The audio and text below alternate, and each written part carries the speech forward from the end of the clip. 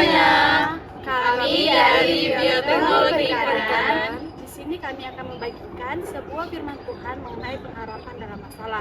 Sebelumnya, izinkan kami memperkenalkan diri. Nama saya Sania Stanggang dengan NIM 2553021022 dan rekan-rekan saya. Saya Kristiano Vincent Magutar dengan NIM 255302100. Saya Yosef Kirana Devian Ginting dengan NIM 25530211017. Saya Ririn Elca Galan Samosir dengan NIM 253021019. Saya Ayu Mandurong dengan NIM 255302100. Saya Sherly Rombanua dengan NIM 25530210007. Saya Mitri Valentino Dinata dengan NIM 253021020. Sebelum kita mendengarkan firman kita, alangkah baiknya kita bersatu di dalam doa terlebih dahulu. Ya, satukan hati kita, mari kita berdoa. Bapa kami yang di surga, kami bersyukur atas kasih dan kesempatan yang telah kamu berikan kepada kami. Bapa, di sini kami akan mendengarkan sebagian dari firman-Mu. Buatlah firman-Mu menjadi bekal bagi kami di masa depan. Kami dapat memuliakan nama-Mu dan menjadi berkat bagi siapapun yang mendengarkan firman-Mu. Tuhan, pimpinlah kami dalam setiap prosesnya dari awal, pertengahan hingga akhir, supaya apa yang kami kerjakan berkenan di hadapan-Mu. Dalam nama Tuhan Yesus Kristus kami berdoa dan mengucap syukur kepada-Mu. Amin. Seperti di Roma 15 ayat 13 mengatakan, semoga Allah sumber pengharapan memenuhi kamu dengan segala sukacita dan damai sejahtera dalam iman kamu, supaya oleh kekuatan Roh Kudus kamu berlimpah-limpah dalam pengharapan. Shalom teman-teman. Di dunia yang serba cepat ini, banyak anak muda yang merasa tertekan, lelah, bahkan kehilangan harapan. Masalah datang silih berganti. Dari tugas kuliah, keluarga, pekerjaan, sampai hubungan dengan orang lain. Kadang kita berpikir,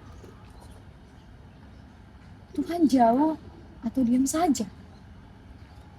Tapi hari ini kita mau diingatkan bahwa harapan sejati tidak akan hilang. Karena sumbernya bukan dari keadaan, tapi dari Allah sendiri. Dialah sumber sukacita dan damai, bahkan di tengah badai hidup yang kita alami. Sama halnya seperti Yesaya 40 ayat 31 yang mengatakan, tetapi orang-orang yang menanti-nantikan Tuhan mendapatkan kekuatan baru. Mereka seumpama Raja Wali yang naik terbang dengan kekuatan sayapnya. Mereka berlari dan tidak menjadi lesa. Mereka berjalan dan tidak menjadi lelah. Ayat ini mengatakan bahwa orang yang menanti-nantikan Tuhan akan mendapatkan kekuatan baru. Ketika hidup terasa berat dan doa seolah tidak dijawab, Tuhan ingin kita tetap berharap dan percaya kepadanya. Seperti Raja Wali yang terbang di atas badai, orang yang berharap kepada Tuhan akan naik lebih tinggi dari masalahnya.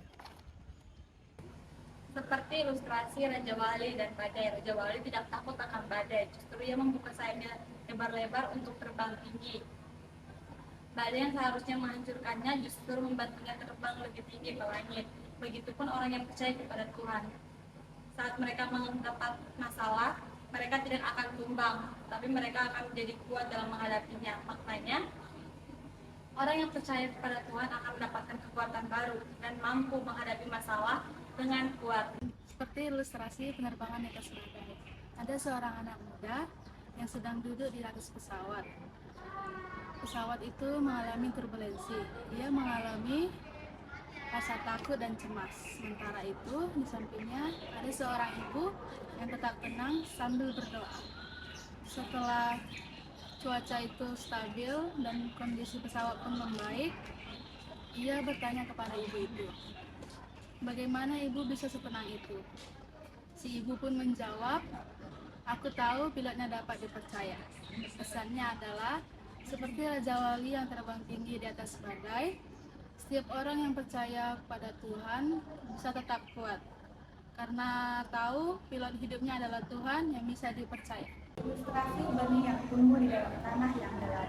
Benih tidak tumbuh di dalam tanah yang terang, tapi di dalam tanah yang dalam. Ia tertimbun seakan-akan tertutup, tapi justru di tempat itulah ia terjatuh. Pesan yang kita dapat dari ilustrasi tersebut adalah Tuhan sering bekerja di masa kita kelak untuk menumbuhkan iman dan pengharapan kita. Selanjutnya, pengaplikasian yang dapat kita lakukan itu, yang pertama, kita dapat menggunakan media sosial untuk menyebar firman Tuhan sebagai sumber pengharapan.